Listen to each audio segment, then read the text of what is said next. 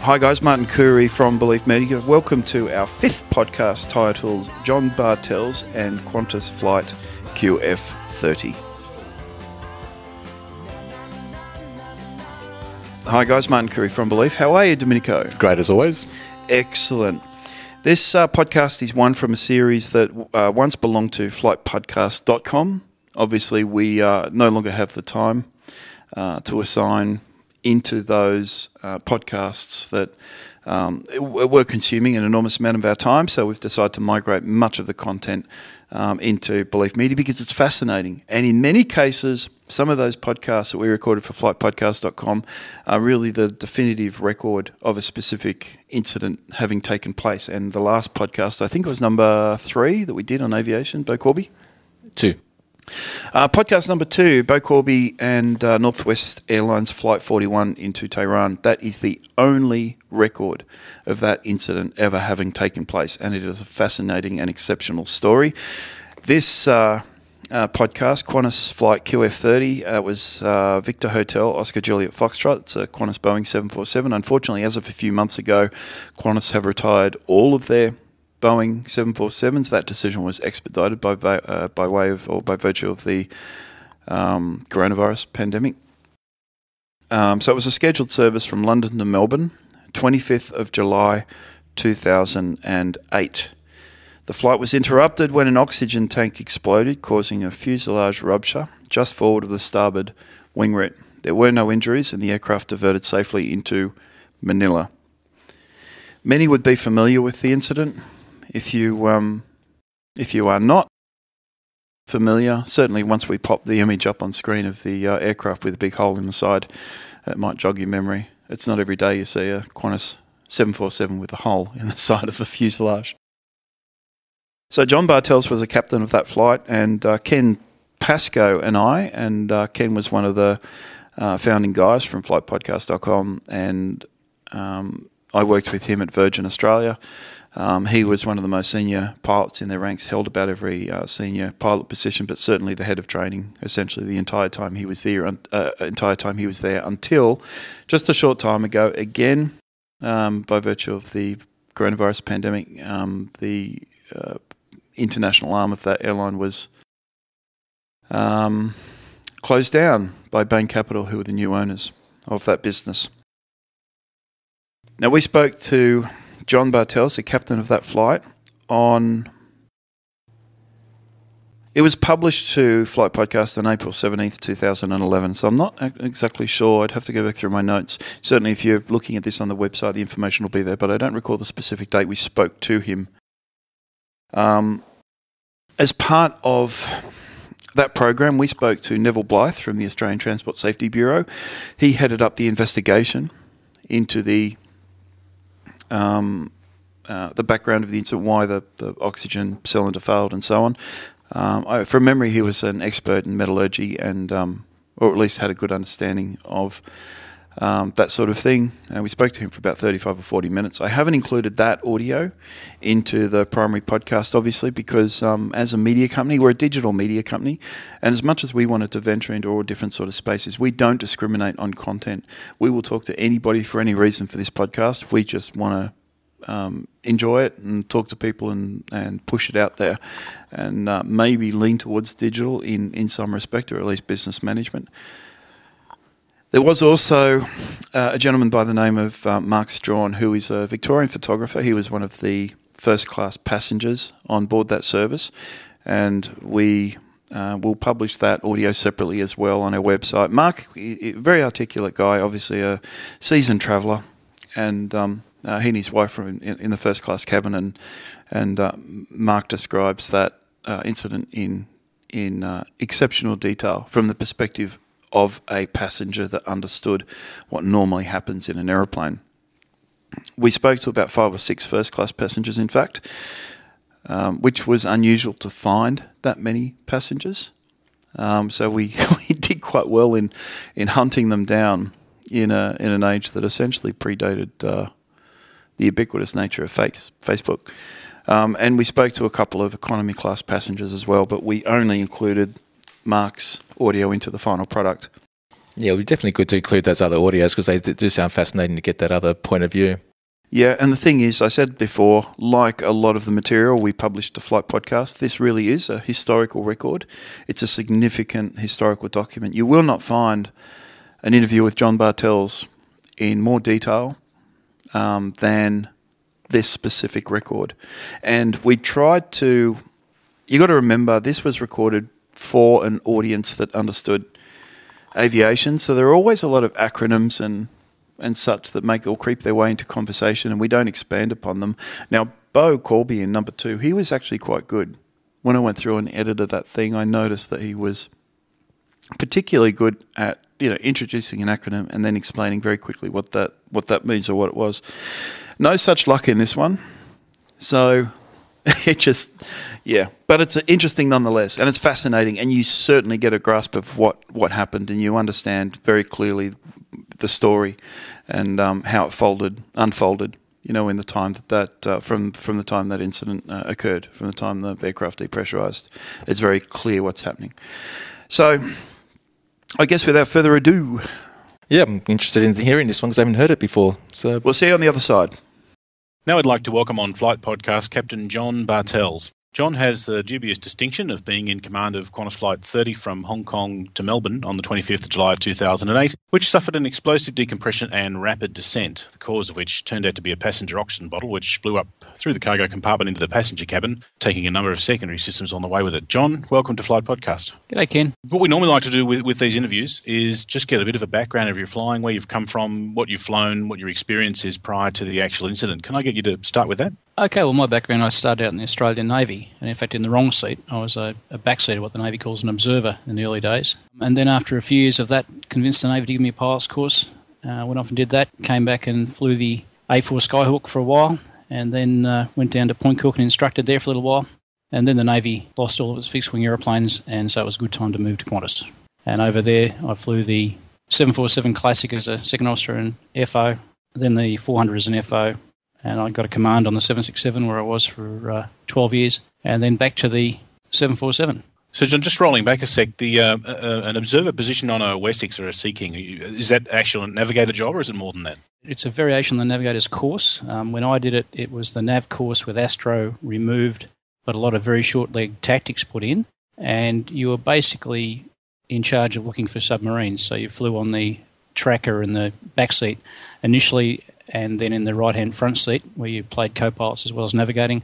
And in my case, I went to the Wessex and was on the very last Wessex course, and then I was on the very first Sea King course. Basically a TACO's job, so sort of tactics navigation, which is very short-range nav. Okay, now I think I heard you mention sitting up the front for that. Were there dual controls and those things?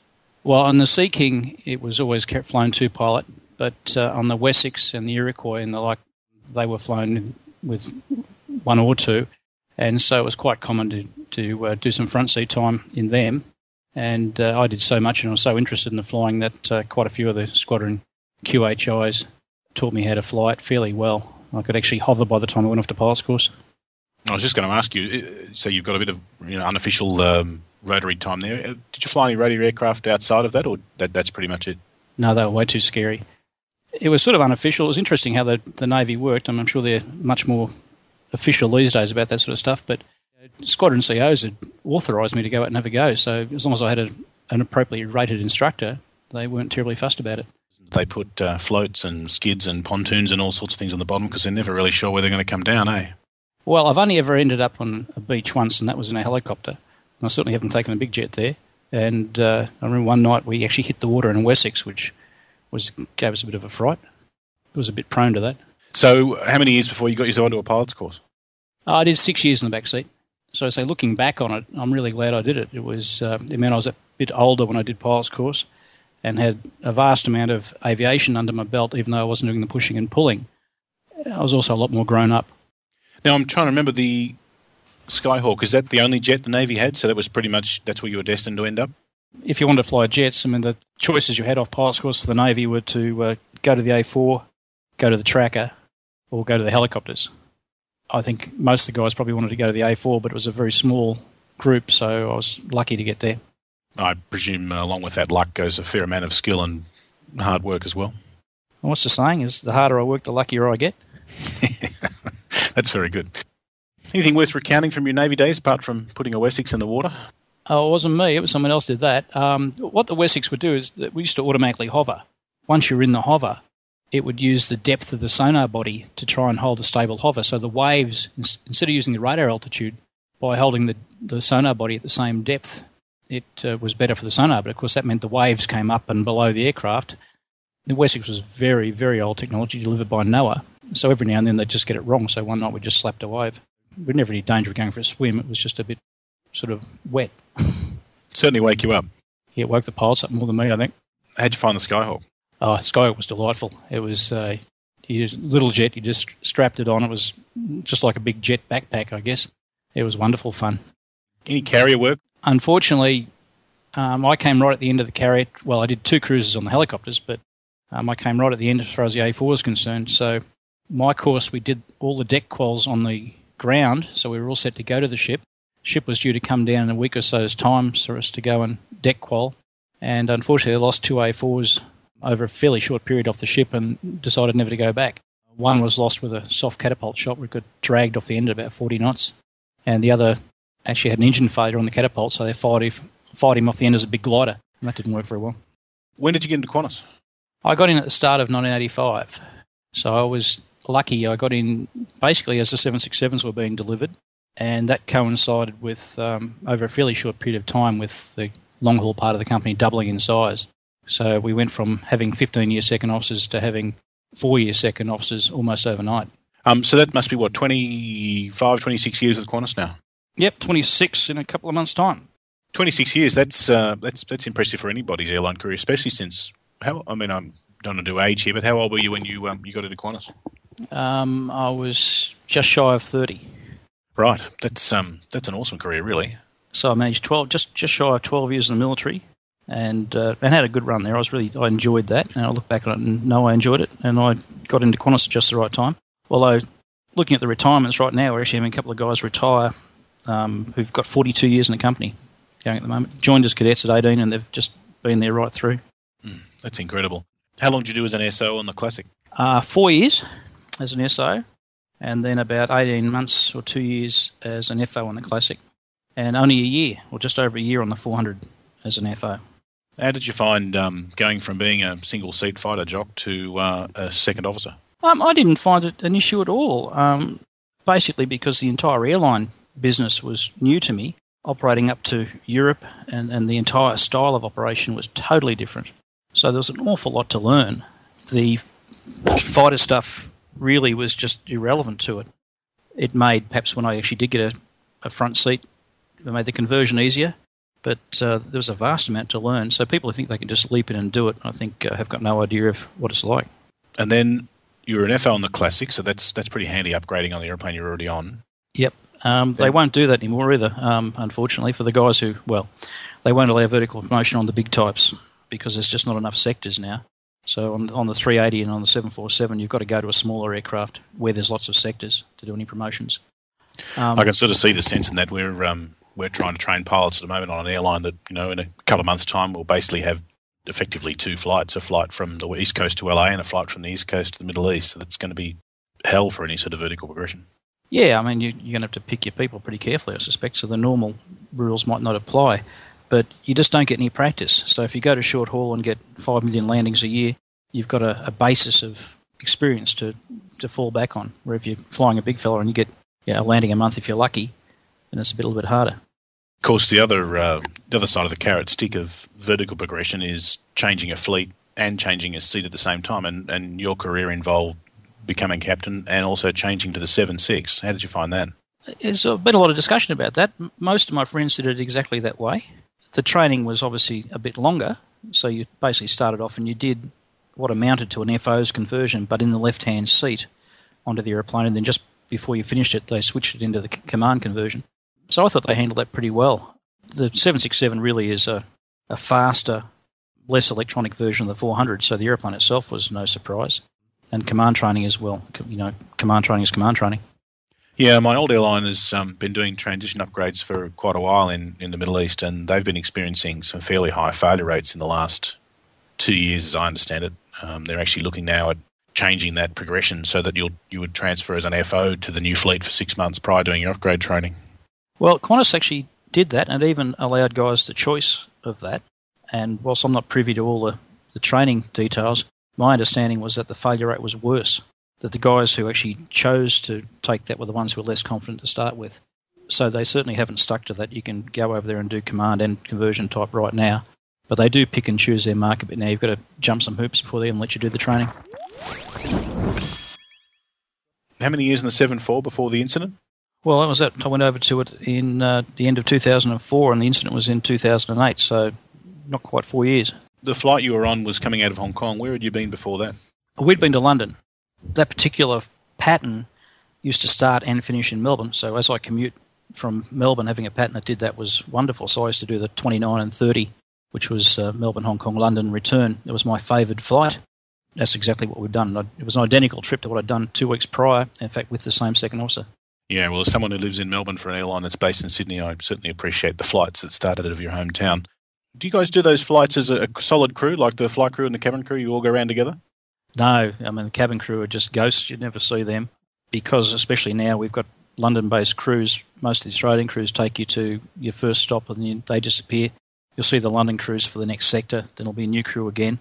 And in the cockpit, generally you'll keep one second officer for the whole trip, but you might find the second bloke floats in and out of multiple crews.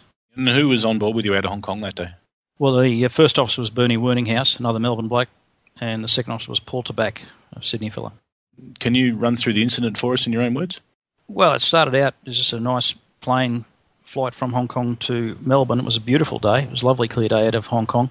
And we climbed up to 29,000 feet on a standard departure down towards Manila. We were following a couple of other aircraft, and there was one Cathay flight in particular who had an altitude that I wanted, so we were held lower than we wanted to be. And we'd really just settled down the cruise. We'd been cruising for about half an hour, only just really got into Manila's airspace, when without any warning it was a very loud thud, probably a bit like a door being slammed shut, but very loud. Instantly the autopilot disconnected, so we got the autopilot alarm. Bernie was the pilot flying for the sector. As the aeroplane sort of did a jolt and a rock at the same time, he actually said engine, and that was the first thought of mine too, that we'd perhaps had an engine leak go in a big way. Bernie grabbed the aeroplane, and I looked inside to see what had happened. The ICAS at that stage showed nothing. A little pregnant pause, and I don't know how long it was, a second or so, I guess. And then the ICAS came up with door right 2. And on the Boeings, the passenger doors are plug doors. They're physically bigger than the hole they're in. So to see a passenger door warning in flight was just something you just, obviously, it falls into the almost impossible category. And I looked at it again to make sure it wasn't a cargo door warning, because they can open. Well, historically they can open. A second or so after that, on the bottom part of the ICAS, the pressurisation data popped up, and that happens automatically if the cabin exceeds 10,000 feet. So that was when I realised, without really understanding or believing what I was seeing, that we had a depressurisation, and that's when I called for the depressurisation checklist. And then from there, we ran through the checklist. There's about 5 or 6 items in that, which really amount to putting your own oxygen mask on, making sure you can talk to each other, closing off the isolation valves in the wing, which might be one of the possible causes of a depressurisation, although obviously in this case it wasn't, and selecting the passenger oxygen on. And then Bernie manually flew the entry into the descent, and I put out a mayday call, which I managed to transmit over the top of somebody else, so I had to do that twice. And then Cathay came up very helpfully and told everybody on the airway to be quiet, and did so rather forcefully, as you can imagine. By now, it was probably about 20 seconds into the event, or 30 seconds into the event, and the ICAS was just alive with messages. I'm told there were 5 pages of warnings and cautions, and they were just unrelated, which sort of made no sense to me. So I was just sitting there trying to work out what was going on, and I remember at one point I actually pulled up the raw data for hydraulics and electrics and the like, and engines, because I couldn't make sense of the ICAS, but I could make sense of the raw data. And so that got us into descent. So then basically flew to the bottom of that, and from where we had to sort out a fuel dump and a diversion to Manila. It's a fascinating story because it's such a non-typical... I mean, we practice depressurizations in the sim and cabin altitude and etc., but yours is obviously not your plain vanilla variety one. Was it actually a rapid one? Like, it was a high rate of cabin or something else? The cabin depressurised in 13 seconds. So I think that works out as it's in tens of thousands of feet per minute rate of climb. It's 60,000 feet a minute, I think, if you look at it. It's 20,000 feet roughly in 13 seconds, whatever it is. So it was pretty rapid. But technically, apparently, it's not an explosive descent. It's got to be under 1 second for that. So it was a rapid descent, certainly rapid enough anyway. We didn't notice any of the things you would normally associate with that, though. You hear when you do training that your ears will pop and you might see dust and that flying around. But none of those things impinged upon us. I mean, whether they happened or not, I don't know, but we just weren't interested if they did. You mean, if you think about it, your ears must have popped. There must have been some sort of airflow as well. So you guys were probably too focused at that point, I guess. Yeah, I think it fell in this category of not interested. So and we didn't have time to think about it. So it was just a case of trying to work out what we were looking at. I know that in the descent at about the 27 or 26,000 foot mark, which is really only just after it started, we noticed that one of the warnings we had was crew oxygen. And so that was, at that point, we actually increased our rate of descent from what we'd originally chosen. So we did notice some of the message in amongst what was hidden there. But they just seemed to be random messages. It wasn't until later on we sort of got a chance to look at them and try and work out what was happening. The 400 has ICAS, so you've got basically a list of effectively text messages, a little bit of priority there to tell you what's gone wrong. But from memory, it doesn't have checklists, does it? Like it's all paper checklists. It's all paper checklists. So it pops up with the message. It has a way of prioritising them. And in that whole bunch, I think the cabin altitude and the autopilot were the only two red ones. And even that I'm not sure about. But it was just page after page of them. Now, the priority, looking back on it, there was nothing in there that was going to affect us priority-wise. So it was just a case of get the thing down and sort it out from there. It's funny that you say that because we spoke to Eric Moody quite a few months ago about his very famous volcanic ash incident with the all-four engine failures, and that was a 747 Classic. One of the questions we asked him was, how did he feel that a modern airline would have, more like a 744, would have handled that incident? And one of his observations was that he would have hated it because all those messages that would have come up with four engine failures and all the other things going on would have been far too confusing for him. Just looking at gauges and pressure dials and seeing what was going on was enough. And I sat there and thought, well, I've been flying ICAS messages all my life. I can't understand how a list of very clear messages showing what's wrong with your airplane could be confusing. But he was adamant. And now listening to you, I'm starting to wonder. What you're used to seeing is relatively simple messages. You look at something and go, okay, XYZ, hydraulic system, for instance, has lost its pressure. And that's an isolated thing. But if you hear a bang, you see a hydraulic system loses pressure, then a generator somewhere else goes away, then the brake system goes away, and all these unrelated weird things, then you think, well, where is the actual basic problem? So you can play with all the little symptoms, but you've got to get back at some point to the problem. And, of course, nowhere in the list of messages did it say oxybottle blew up. And listen, we skipped that bit. Why did you have all those unrelated messages in this failure, which was basically perceived to be a door blowing out? Well, the door message itself was caused by the oxygen bottle hitting the door handle and moving it to the open position. So that was what caused that one.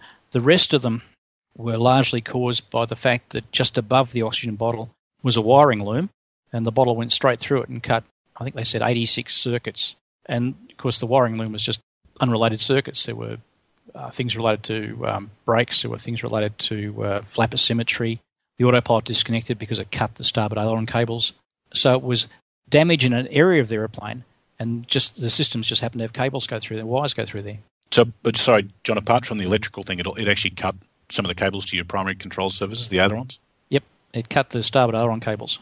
And that's why the autopilot dropped out at the start. And that also meant that for the rest of the flight, or when Bernie was manually flying the airplane, his controls weren't actually affecting the ailerons directly. They were affecting them because they're interlinked to my controls. And it also meant that we actually had half aileron control for the rest of the flight, although we never actually realised that. That's a pretty good testament to the airplane when you've lost some primary control surfaces, but you don't notice. Yeah, I thought that. Well, I was quite surprised when I actually read that in the initial report a few weeks later. So just returning to this, you've got a large list of failures. What's one of the things that strikes me as an instructor on a similar airplane is that years ago when I learned to fly the 777, I was regularly having my hand snapped because when I wanted to understand something, I was bringing up the synoptic, and instructors would say to me, no, the synoptics can lie to you. You use the ICAS as your primary reference. And now here in a fairly big event, you've actually done the reverse and probably gained a good appreciation of what's probably working on the aeroplane. Well, it's a bit of a case of sit there and say, what works? What don't I have to worry about in this? If you think about it, the synoptics in some of the aircraft, for instance, the fuel synoptic and the jumbo, it shows you what switches are selected. There's not pressure switches in there showing you what the flows are. So it's not really necessarily telling you the truth. And that's why they tell you to be careful about using the synoptic. But if you look at the engines and hydraulics and the like, engine data is just engine data, and the same for the hydraulics and generators. So whilst it shows you what switches are selected, it also shows you what their outputs are. So you can rule those things out. I mean, one of the reasons I looked at that, I was particularly looking for number 3 to be giving us a problem because it was closer to whatever had happened. And if a door had come off, and at that point I didn't know whether that was the case or not, the chance of that engine being hit were fairly high. And looking at it, it was just sitting there humming away with all the others. So that was one thing I didn't have to worry about. All right, so moving on, you've got yourself basically running checklists, doing some comms and a bit of management during this, and Bernie's obviously flying the plane on the way down. That leaves Paul, wasn't it? Paul, the second officer, what was he up to? Yeah, Paul was really good. In fact, I've got nothing but praise for the other two guys. Paul was in the crew rest when it all happened. He jumped out of there into the seat between the two of us, so the jumbo crew rest is in the cockpit, so it's only a few feet away. Put his mask on, and the very first thing I remember Paul saying was calling out the off-track safety height, because obviously now we're turning away from the track we've been on, and he's just grabbed a chart and found the sector height for the area we're heading to. And up in that part of the world there are some big mountains, so I think, if I remember correctly, he yelled at 8,700 feet. He then took over all of the comms. He spoke to the cabin. He spoke to the company a couple of times during the whole thing.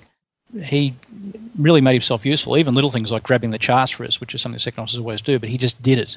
I don't remember giving Paul too much direction, but he just did things. Well, actually doing stuff with that direction is tremendous assistance in that kind of situation, isn't it?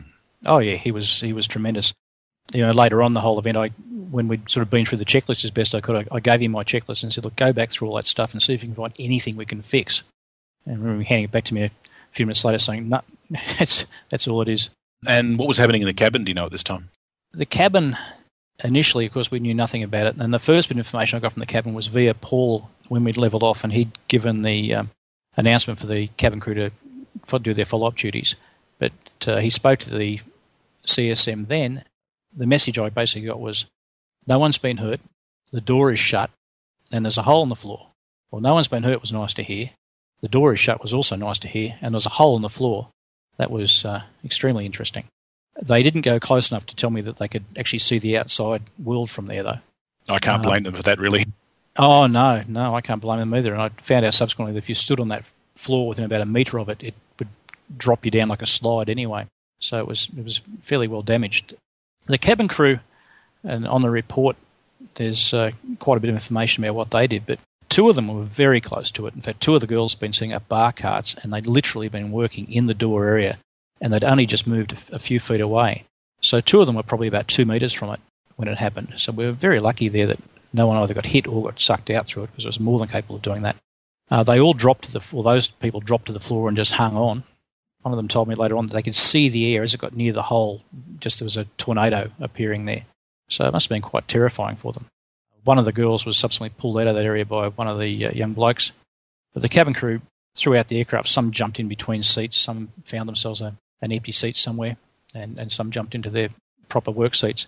But it was a very different event across the airplane depending on where you were. If you were near it, it was immediately life-threatening. If you're at the back of the airplane, it was something you thought, what's going on? So you're giving us the first real advantage of sitting in economy. Well, yeah, there are no oxy bottles back there, but I'm not going to do it, though. Okay, so we've got the depressurisation with the loud bang autopilot disconnect. Bernie's hand flown it down. You've levelled at 10,000 feet. What were you doing after that? During the descent took us about 5 minutes. I think we actually levelled off 6 minutes after the bang happened. At about the 3 minute mark or so, we turned towards Manila, and that was just a case of I just cranked the heading bug across the map, Manila on the map, and Bernie turned towards it. The other guys weren't familiar with Manila and they had never been there, but it was a regular 767 destination, so I've been there many times over the years. So it was a bit of a no-brainer to just turn towards it. We tidied up the ICAS messages as best we could, but I don't recall anything we were actually able to fix. So you could run through the little procedures as best you could, but you got nowhere. So the obvious things there were we had to get a fuel dump happening. At that point, we would have arrived at Manila at about 320 or so tonnes. One of the messages we had was anti-skid, so I'd just done a sim actually in which we played with no anti-skid out, so I was well aware that the landing distance requirement was over 4,000 metres. So we just started dumping, and the intention was to just keep dumping. as it was, Paul turned the dump off at 20 miles to run. So we dumped down to as light as we could reasonably get. We saved a bit of fuel for Mum, basically, because obviously one of the things I was concerned about was not knowing the state of the airplane. Will the gear go down properly? Will the flaps extend properly? So we saved a little bit of fuel just to cover those eventualities, but basically got rid of most of it. But once we'd levelled off, it wasn't, it was just a case of setting up to go to Manila. Problems that were also evident at that point was my FMC had frozen. Bernie's worked okay. Well, it worked, but to put in any new legs, you had to delete previous ones. So it was working very, very oddly. My PFD had lost some of its data, and we ended up with single source data for some of it. So some of it was affected by the wiring damage. So we just tidied that stuff up, but that was fairly quick. Bernie flew the entire descent. I took over from him when we realised that I couldn't load the FMC. Otherwise, I left him flying it. John, is there a company policy over who has to fly the plane during emergencies? Some airlines do have a policy that the captain has to fly. The policy is the captain has to land in an abnormal configuration. So I had to land it, but there was absolutely nothing to stop me having Bernie fly it all the way to wherever's a reasonable place to take over. And in fact, the way they teach it, they're quite happy for the fact that they don't say you have to, but they quite like the idea of the captain sitting back and managing it and getting out of the flying part of it. They're a bit flexible with it because I think there's some cases where it's better for the captain to fly it. There's other cases where, as in this one, where it's better not to. You found that worked for you on the day? Oh, it worked brilliantly. Bernie's the sort of bloke you don't have to really watch him with regard to what he's flying. He just took care of the flying side of it, and I tried to resolve what was happening. Later on, he actually went back and checked a lot of what I'd done to make sure I hadn't led him astray. So I think we supported each other quite well. In my dim dark past, I had an engine failure out of Perth with a bird strike in a 767. I remember that we'd climbed to about 7,000 feet to get out of the weather. On that day, the FO flew it from that point to about 1,500 feet on finals, and I did everything else. Because the beauty of first officers is they're programmable autopilots. You just tell them what you want to do, and they just do it. You don't have to sit back and press buttons to make them do things. I'm sure that'll sound very flattering out over the US. Well, it probably will, but it's true, and it just say, look, take me to here. I mean, the FO will do it, and he'll arrange all the flying side of it, and leave you to look at the other stuff. If you look at what happened on QF32, I believe that was done the other way around, but I think the Airbus perhaps lends itself to doing it the other way around a bit more than the Boeing did. Why do you say that? Oh, it's just the way the whole ECAM works, and certainly in that particular case with the issues they had with the issues flying the aeroplane, so therefore the captain wanted to keep what he thought was the most important part to himself. But I think the 380, whether it applies to all Airbus, but it just seems to work better if you push it back into the normal regime of captain flying it or managing it and FO taking care of the button pushing. I can certainly appreciate the captain retaining flying control when the flying control's in doubt.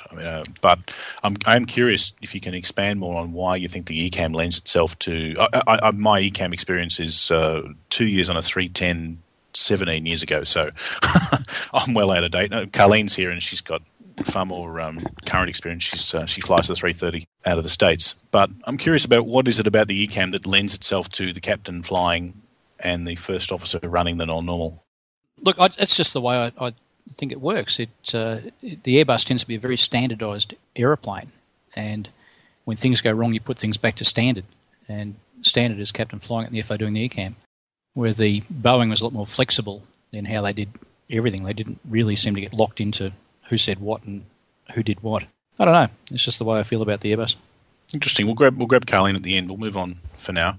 You were headed for Manila, and from the report, you'd lost quite a few of your navigation instruments, apart from your CDUs and FMCs, or half an FMC.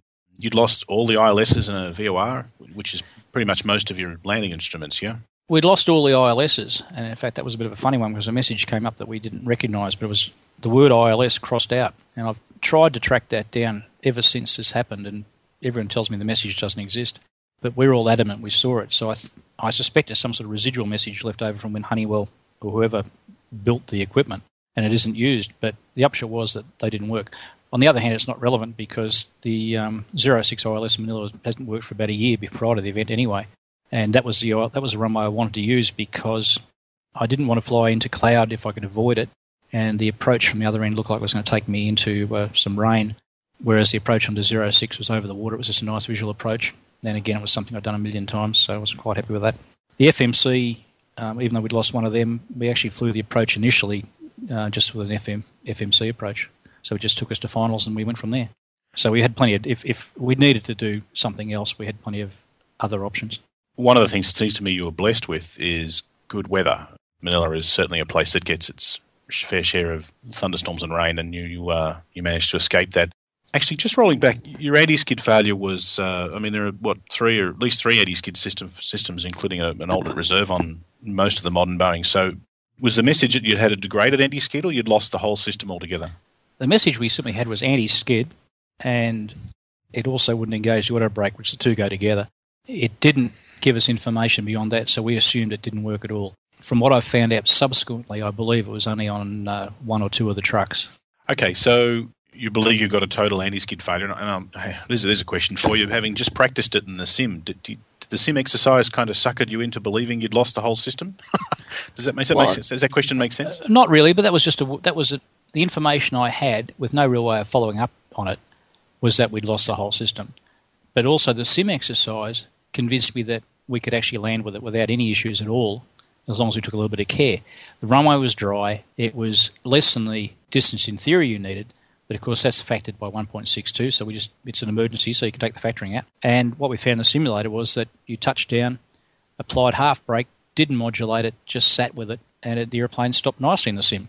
So in the airplane, that's exactly what I did, and we had no issues stopping, and we didn't blow any tyres, so it was fine. I mean, thinking back on a normal landing on dry runway, you don't have the anti-skid cycle anyway, so I didn't see that as a big issue. If it had been wet, it might have been a problem, and I think if it had been wet, I would have had to look further afield for an airport. And what have you got around Manila if you had a bit of rain and cloud in the area? Well, obviously Hong Kong was the first choice. It's longer, and it was further away, probably about 100 miles further away. Beyond that, you start having to go a little bit further afield. There's places like Macau. But if your priority was just a dry runway, obviously there's times of the year when finding a dry runway in that part of the world could be hard. Actually, I guess at that point you've certainly got a lot of fuel to play with, haven't you? Fuel wasn't an issue, even at 10,000 feet. We were fairly keen to land, so I wouldn't have... I mean, if you look at it, I could have flown back to Hong Kong. It was longer, and there would be a valid argument for turning around and going back there, even on the dry runway. But I was fairly keen to get it on the ground. Okay, so once you're on the way to Manila and that decision's made, how did you manage... I think you said Paul handled the company comms, dealing with the company on this? Well, what happened early in the piece was that engineering in Sydney, because the airplane's talking to them all the time, they got lots of messages, and I'm not terribly sure they even believed them. So they rang us up. Paul answered the sat phone, and I think his first comments to them were probably a bit short and sharp, but he later spoke to them about what we had. So, and of course, they then spoke to all of the management in Sydney, so they got all that organised. In the cabin, I did, I believe, 4 PAs total for the entire thing, but I did one when we got level, more or less saying, look, something bad's happened today. We're all safe at the moment. We're going to Manila. We'll be on the ground in about an hour. I did another one just prior to landing, basically telling people that I thought it would be a normal landing, but that we would roll right to the end of the runway. And then when we did stop at the end of the runway, there'd be vehicles surrounding us. So that was expected. Don't be alarmed by that. And then, of course, a couple more when we were actually on the ground. Paul took care of talking to the cabin and all the FSD. I think he was actually the only bloke who spoke to us directly. Anything you do differently on your dealing with the company or with the cabin or the cabin crew? Well, dealing with the company was easy because I didn't actually directly deal with them at all. They saw what was happening, were smart enough to work out we're going to Manila. Again, the cabin crew, we got out the PAs we needed. We told the passengers we were, I thought, safe initially, and then the same deal with the landing. So that people weren't really surprised at what happened. We were too busy to sit there giving PA after PA. Telling them something is good. There's been various theories about saying something in the descent, but there's no way. You're way too busy in the early part. You've probably got about 10 minutes before you get a chance to say anything. It's funny you say that because in our company we actually have a non-normal PA during the rapid descent where the captain is supposed to jump on the PA and basically say, this is the captain rapid descent, which is supposed to back up things like oxymask dropping and do you have the automatic announcements in the 744? We've got the automatic announcements. I believe, in fact, that was one of the cables I managed to cut. In fact, a lot of the cables, about a third, I believe, of the cables that were cut related to the oxygen system. So that during the descent, we got warnings for crew oxygen low and passenger oxygen low. They were both spurious, but when you looked at the raw data, which I did, they both showed about 50 psi, which you would normally take as being a valid reading. That's a bit hard to second guess under those circumstances, isn't it? Well, especially the aeroplane had actually had an MEL for the crew oxygen indicating system. It would flicker. It would come on and off, but it would go, most digital displays would just disappear entirely. And it actually worked perfectly during that thing. So seeing 50 PSI with it stable looked pretty real to me. The manual deployment of the oxygen masks, which I did as part of the initial checklist, that did nothing. So the deployment of the mask was automatic. And the reset of the masks, which turns the oxygen off, which we also did later on, that did nothing. So the oxygen was never turned off and just bled away. It's a very long list of failures, isn't it? It is. It's an odd list of failures, and I'll be honest, I'd much rather have my failures than what the guys in 32 had. Yeah, well, it's another 1 in a million event, is it really, or even more than that? Yep. Yeah, I mean, I'm sure there's plenty of engineers sitting down scratching their numbers over that one. When people start playing the odds, you sit there and wonder how they actually work them out. Well, I think that incident will be like shipping. You draw a line above the Titanic and work on from there. Yeah. Well, it did. And I know the guys very well. They did a brilliant job, but they certainly had a much more complex list of things to deal with than I had, and they had to deal with them as opposed to, in my case, we looked at a lot of those messages and went, you can't do anything about that, and we just skipped them. So we went through the ICAS, found what we thought was important, and only did those things. Yeah, I look, from what we've seen so far, it's pretty clear that the more information that comes out of that Singapore incident, the better it's going to look for the crew and the aeroplane, really, because they just did an amazing job. Yeah, I spoke to them shortly after it happened. I mean, they did a brilliant job. And I mean, the airplane, much as I think Airbus do some funny things at times, the airplane performed brilliantly. You know, it was king hit. There's no way a Boeing would have performed better with that level of insult anyway. It might have performed the same, but certainly wouldn't have performed better. The approach and landing in Manila was pretty normal, and you rolled out, and I presume you did an inspection of the aircraft. We came to halt on the runway. Initially, it's funny things that aren't really important that you get in your head. I was keen to get off the runway. I'd landed on the reciprocal of their duty runway, and I could see this queue of airplanes in the end wanting to get out of the way. And I was sort of a bit keen to get off their runway, and I did initially think of turning off and taxiing it off the runway before we came to a halt. Common sense won there, and I came to a halt on the runway one taxiway prior to the end. We sat there for about 4 minutes. And the fireys, of course, came in close to us, wouldn't come any closer because we were running. And then we shut down number 3, waited another minute or so, and then shut down the remainder of them. And then within minutes of that, I think almost simultaneously, the Cathay Pacific vehicle turned up, which is our local engineers, and they plugged in. We had a chat to them and decided we could be towed. And they had us off the runway. I think it was something like 15 minutes from the time we touched down to the time we cleared the runway, which I thought was quite impressive. So once you got back to the terminal, what was the big picture then? What happened after that? Well, the very first time we got a really good picture of what it looked like on the outside was from a Cathay airplane. He was taxiing past us to go out, and we were towed past him, and he came up with a comment of basically, "Good one, Skippy." And I jumped on the radio and got him to call us up on 1, 2, 3, 4, 5 and give us a description of what he could see. That was the first time I really realised what the damage looked like on the outside. Parked at the aerobridge, I think I was about the first person off, and went down and had a look. That's where that picture of me standing up there looking at the damage with my mouth hitting the deck just about came from. We very quickly got the passengers off into the terminal. The people in Manila were great. I mean, from ATC onwards, they were really tremendous. They were efficient. It was very smooth, actually, the entire Manila side of it.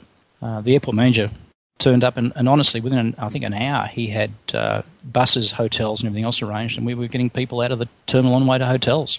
But when we were on the ground, everybody in the crew circulated amongst the passengers and tried to chat to them. I mean, obviously, we had no idea what had happened. You know, we had more idea than them, I guess, so we chatted them as best we could. The CSM was smart enough to get someone to go back on the aircraft and bring out a few dozen drinks. So there were soft drinks for people to drink. So they kept on looking after the passengers, and I thought they did a good job of that. How was your crew after the event? I mean, they must have been pretty shocked. The crew was quite a range of experience. We had some who'd probably been flying for 25 years or so, and I think some had been 6 weeks. And the 2 girls were nearest to it were in the 6-week category. So they ranged from pretty shell-shocked right through to not bothered by it at all. The more senior ones were very good and kept the junior ones focused, both on the ground and in the air. And then we got back to the hotel. We got everyone together and had a chat about it. But the crew performed well. And John, obviously there are maybe things you can't talk about, but how does the airline manage its staff after an event like this? I mean, obviously the reactions are going to range from people who shrug it off and are ready to go the next day, and then people who right there and then are going to have to be taken off work, and then of course there's also delayed impact as well. How does Qantas go with that? The airline actually is very, very good at that. I know, seeing it firsthand was quite an eye-opener. Obviously, as soon as you're involved in any sort of incident like that, you're stood down. So you give me packs back, you're not going flying until they have at least a chance to have a think about it. In the aftermath of it, everyone was just told, look, go away and come back when you feel like it. Obviously, they had a couple of briefings they needed to do fairly quickly, but they put no pressure on anybody to come back after that. So I think we got back into Melbourne on the Saturday. We're only about 12 hours late into Melbourne, as it turned out. We got into Melbourne on the Saturday. I think we did the ATSB debrief on the Tuesday, and everyone was there for that. And on the Thursday was another debrief for our emergencies procedures people. And at that point, the company basically said, look, guys, go away and come back when you feel like it. And they offered counselling for everybody. You could have it over the phone. You could go and see people. They were very good. They supported people as you wanted. So the crew drifted back to work. And I was one of the first ones back. I came back after 10 days. I think Bernie was a month. I think some of the cabin. I think everyone was back in about 5 weeks. Did I read somewhere that you went and picked up that aeroplane from Manila? Yeah, Bernie and I went and got it. In the aftermath of it, when I was talking to the hierarchy, we were both very much of the opinion that the aeroplane saved our bacon. I mean, it had suffered quite an insult, but having had the oxy bottle blow up, it then performed very well. So perhaps the opposite to the passengers, we were quite fond of it. So we were keen to go and get it. When it did come out and do the test flying, Dave Oliver, one of the senior captains, and Greg Matthews, one of the senior training guys, went up and test flew it. And then we came up and just added to the crew for the trip back. So Bernie actually landed at Avalon, so he got to complete his sector. Of course, you become an instant media figure after something like this. How did you find that? Yeah, that was something that I wasn't particularly prepared for. It started at Melbourne Airport when we were basically told one of the senior captains from Melbourne will meet you and take you out a side entrance, which they did. The press were there, and in fact I even heard someone yell out John as I was walking out, and thankfully I didn't look. I got back to my home and there were a bunch of cars parked at the bottom of the driveway, and I really didn't know what to do with that. I mean, I couldn't talk to them, and honestly I didn't want to talk to anybody. But, you've got the ATSB to talk to, you've got the company to talk to. So I'm not terribly sure what they thought they'd get out of sitting outside my house. But they lost interest after a couple of days. In that first couple of days, there was just phone call after phone call, and so much so we just took the phone off the hook. I don't really understand why they didn't realise we wouldn't talk to them, but obviously they don't. So maybe that was the worst part of the whole thing. When you go through an incident like this, I'm sure you do a lot of thinking about it afterwards, and there's a lot of information that you can provide to your fellow pilots and to your training department, safety department. Does Qantas seek that kind of information? Is there an official channel for that to get passed on to other pilots?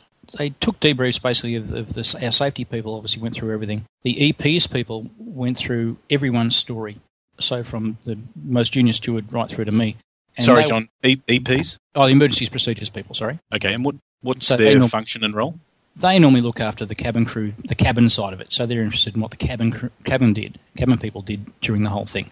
But they had a big debrief with everybody. They were looking for procedures for the cabin crew that worked and what didn't work. Who went against the procedures and was it a good reason to do so or not? Where did people go and hide themselves? I think one of the girls forgot to put an mask on. She got so hyper. So they were very interested in things like that. Then after that, I had a meeting with the fleet manager, the manager of training, and the 400 manager of training as well. Then we went through the issues from the pilot side of it, things that I thought maybe worked or didn't work, or training parts that worked or didn't work. So they were very keen. And then things that we saw were appearing in the simulator exercises, honestly, within weeks. I mean, straight away, the autopilot failure as the depressurisation happens had appeared pretty well instantly. They started giving guys a few other little things to think about at the same time, just to take away the canned aspect of the depressurisations. QF32, they've done a bit differently. I'm sure the interviews and that happened the same way, because obviously I'm not privy to them. But they did get all of the 380 people together and had a massed briefing for all of us. So the information came back to us very, very quickly. I'm not sure I'd want to be on the 380 fleet if they're going to start to simulate that failure on a regular basis. Well, I've actually tried it in the simulator and you can't. But you can get aspects of it. The sim chokes if you try and put the whole lot into it. But it's really interesting to see how much you can give it to it. Whilst I wouldn't like to see it as a loft exercise, because I think if you make the sims too complex, you get out at the end and you might not have crashed, but you've actually forgotten half the things that you did. So it has limited training value. As an exercise that you simply look there and one by one fail off systems and see what you've got, that's actually really worthwhile. And as the 380 is so procedurally bound, even a simple thing like sitting there and practicing a complex ECAM or complex multiple ECAMs is worth the effort. One of the reasons we're talking today is because not that long ago the final safety report from the ATSB was released. For those listeners who haven't read it, essentially it concluded that the bottom of the oxygen bottle actually failed, which kind of surprised me. I was fully expecting it would be the valve end. But the bottom of the oxygen bottle failed and the cargo pushed its way up blew its way up through the floor of the aeroplane, hit the R2 door handle, embedded itself in the door sill above the door, and then basically was sucked out as I understand it, was sucked out the door. And on the way took all of those supplementary systems that we talked about before. The report has, I think, almost no criticism of the flight crew at all, and in fact the summary paragraph, I'll actually quote this, was the flight crew provided a compliant, well-managed and appropriate emergency response that minimised the risks associated with the depressurisation and ongoing flight. That's pretty high praise, really, coming from the safety authority. So I presume you guys are pretty pleased with that? We were, but it's a bit like any time you do something flying-wise. I mean, the prayer we have is, please don't let me screw up. It was nice that we didn't miss too much. Thinking back on it, there's a couple of things we possibly could have done, but they weren't major. So we managed to tick all the major boxes. The bottle failure itself is interesting. I mean, if you have a failure at the valve, it's 1,800 psi. If the valve fails, you've got a hole about an inch across and you have 1,800 pounds of thrust, basically downwards. The failure we had basically resulted in the entire contents being vented instantly. And according to the chief investigator, he tells me we had about 110,000 pounds of thrust for a tiny, tiny moment. So basically it was a bullet. And I mean, we've already mentioned the fortunate aspect that you had good weather to your destination at the time, but clearly one of the biggest fortunate aspects is where that bottle ended up, because it could have gone anywhere. Yeah, well, hitting the door handle was amazing luck. I mean, hit the door handle right at the extension of the door and opened the handle. The door itself, the guts of the door, failed as it's designed to do, so the door stayed locked even though the little sections at the top and bottom actually opened. But it's actually one of the hardest and strongest things it could have hit where it was, so that hitting that handle took an awful lot of energy out of it. So then when it did hit the roof shortly after, it had been rotated sideways and most of its energy was gone, so it didn't go that much further. If it hadn't hit the door handle, I mean, you sort of wonder where it might have gone. And of course, this has all taken place just a few minutes after the cabin crew had been setting up right beside that door. So had someone actually been standing there, it could have been far, far more tragic. Oh, it doesn't bear thinking about. I mean, I don't know how fast it was going, but it cut through aluminium beams like they weren't there, so you can imagine it was going very fast. Being hit by it would have been devastating, and of course, if you're that close to be hit by it, you're right next to that hole anyway. It came to a halt in the roof structure and then just fell down, and because by then the big vacuum cleaner was operating and just went straight back out the hole it had made.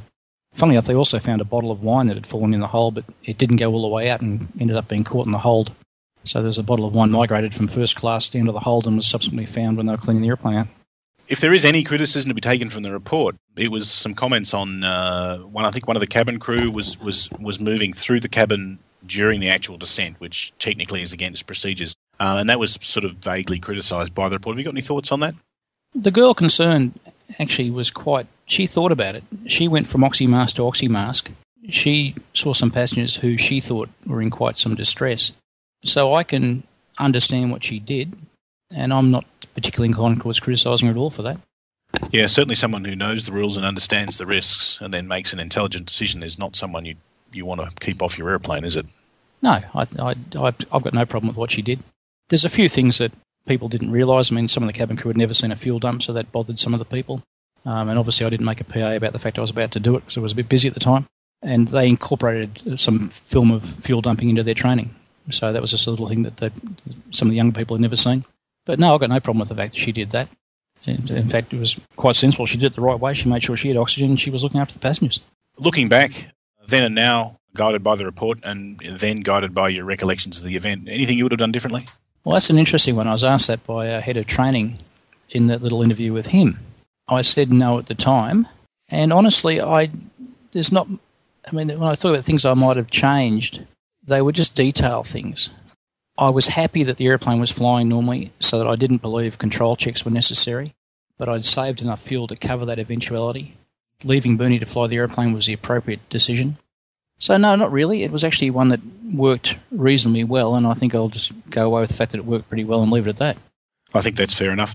The only other one I wanted to put to you, well, actually, there's two more. The first one was we've all benefited from, must be 35 years of CRM research and training now in its various phases. And obviously, for those listening in, CRM covers everything from dispute resolution, examining decision-making processes, threat and error models, that kind of thing. Can you speak to the role your CRM and particularly your CRM training you've received at Qantas, how that helped you during this time? Well, Qantas, I mean, it's mandated nowadays, but Qantas took CRM on pretty seriously. And I was I think an FO in the Classic when the training first started. And I think in the early days it was directed towards enabling the young blokes, or in fact the more quiet blokes, to deal with some of the older and bolder captains who'd been around for a long time and weren't particularly interested in listening. And of course it's morphed over the years, but now it's all about how to manage your crew and how to use the resources you've got to the best possible result. And that's why, I mean, leaving first officers flying the airplane in that instance was just it was a no-brainer to do that. Later on the exercise, when I gave Paul the checklist and just said, look, find something you can fix if you can. I mean, fuel dump. Bernie and I started the fuel dump. Paul completed the fuel dump. We used everybody. No one was sitting there watching. I remember later on when I took the airplane off Bernie and we set up for the arrival and he had a little bit of spare time, he then went back through everything, and everything I'd done he cross-checked and didn't take anything at face value. So the CRM training, it was the whole event worked quite naturally and flowed quite naturally with people doing things. But I suspect an awful lot of it is as a result of the CRM training that lets everybody speak up and lets everybody be part of what's going on. That speaks pretty well of it, does, because it sort of gives you the feeling that your CRM is endemic, not a tool you draw on as you need, but part of everything you do. Yeah, I mean, the only time there was actually a classic CRM question was at one point I said to the guys, anyone feel like going to Hong Kong? To which the answer was a resounding no. Bad meal the night before? Well, it was further away. It was natural to use the guys, and it was natural for them to speak up and be part of it. So I think there's a fairly good culture of CRM in the system. I mean, I find it fairly easy, even though I came from a single-seater airplane. I work in the theory that they give me all these guys to fly with to keep me out of trouble, so I may as well let them help me. After the event, the media called you a hero. What do you think of that? It was nice to be proficient, and I'd like to be called professional, but no. There's nothing heroic about it. It's just doing my job and thankfully doing it properly.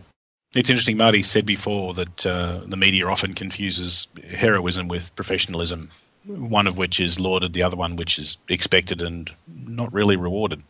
I think actually to be called a professional is probably just as good. Be called a professional by other professionals is what's really nice about it. When you get pilots sit back and say, oh, I would have done this or I would have done that, and you just go, yeah, righto. When you get other guys come back and look at it and say that, that was a nice job, I mean, that's a real compliment and you really appreciate that. The newspapers, I mean, they're trying to sell newspapers and that's fair enough, but no, it's nothing heroic about it. If I had an ejection seat and I could have gone, I would have had an option, but I didn't. I recently rewatched, I don't know if you ever watched a HBO series called Band of Brothers, which is about Screaming Eagles in World War II, and part of that series was interviews with the actual guys who were being portrayed in the film. And one of them was said that his grandson said to him, Grandpa, were you a hero in the war? And his response was, no, son, but I served in a company of heroes. Yes, that was brilliant. I thought that was very good. So there you have it, guys. A fascinating story. Like we said, that was 25th of July 2008. So the incident itself was well and truly over 12 and a half years ago. And it made its way onto Flight Podcast on April 17th, 2011, which again is 9.5 years ago, roughly. It remains to this day the most definitive record of that incident having taken place. So we're fairly appreciative of John's time. And again, I know John won't be listening to this. He doesn't have time for this sort of nonsense. But John Bartels, once again, thank you very much for participating. It was fantastic to get that level of insight into the incident itself.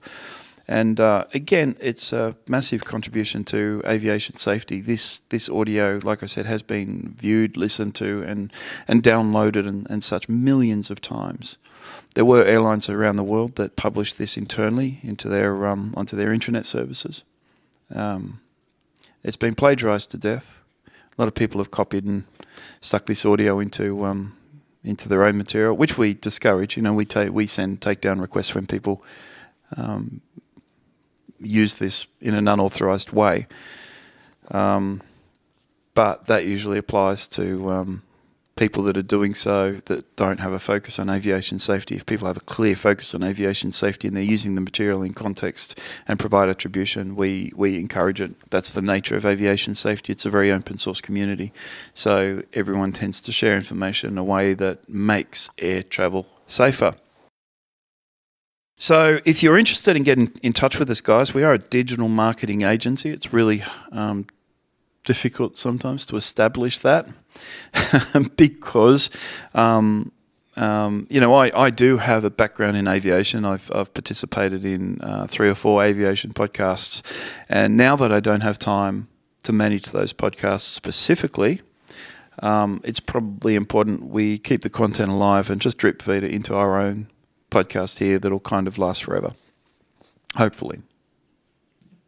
Look forward to more of them. They're fascinating to listen to. And there are a ton. There are a ton. Even since we've last spoken, I found podcasts that we hadn't even discussed that you're not even familiar with. Like there was one we did with a young girl who